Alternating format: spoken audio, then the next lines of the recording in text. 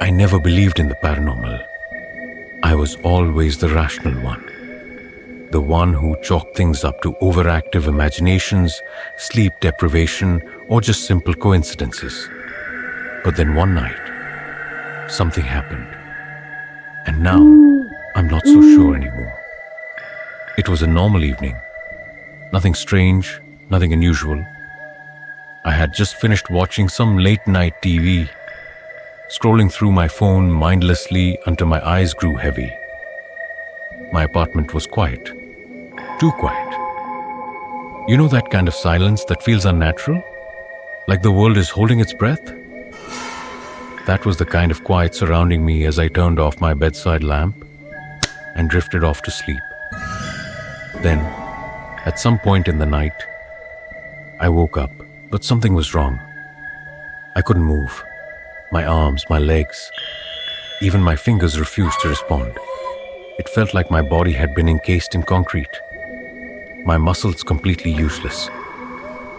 I tried to open my mouth to scream, but my lips wouldn't part. My breathing grew shallow, rapid. Panic was setting in fast. This had never happened to me before. I had heard of sleep paralysis, sure, but experiencing it was something else entirely. My heart was pounding in my chest, and every instinct screamed at me to move, to do something. But I was frozen. And then, I felt it. At first, it was just a sensation. The kind you get when you know, deep in your gut, that you're not alone. The hair on the back of my neck stood up. My skin felt icy, like an invisible fog had settled over me. I tried to convince myself it was all in my head, that it was just my panicked mind playing tricks on me. But then, I saw it. In the corner of my room, where the shadows pooled the deepest, something was standing there. It wasn't human. At first, it was just a shape, a dark, towering silhouette, unmoving. But as my eyes adjusted, I could make out more. It was tall, inhumanly so, its head nearly grazing the ceiling.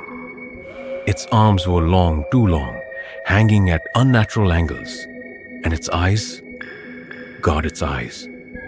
They weren't just dark, they were voids. Empty, soulless pits that seemed to swallow the light around them.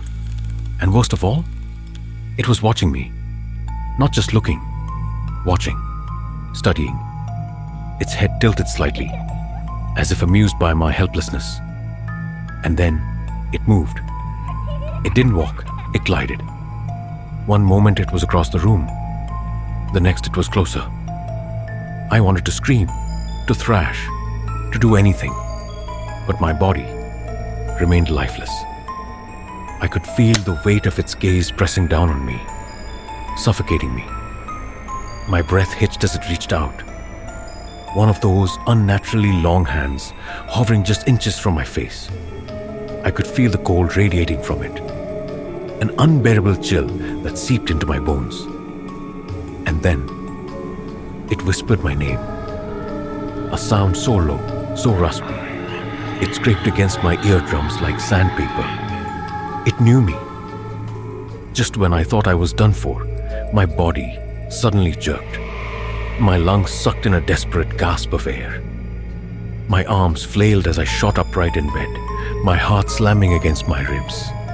The room was empty, the presence gone.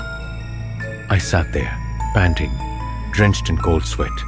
My room looked the same, everything exactly where it had been. But the feeling lingered. That crushing dread, the weight of those eyes still on me. I told myself it was just sleep paralysis, just a bad dream. But as I turned on my bedside lamp, my blood ran cold. Because there, on the floor, were two long black handprints. That was the first time I saw it, but it wasn't the last.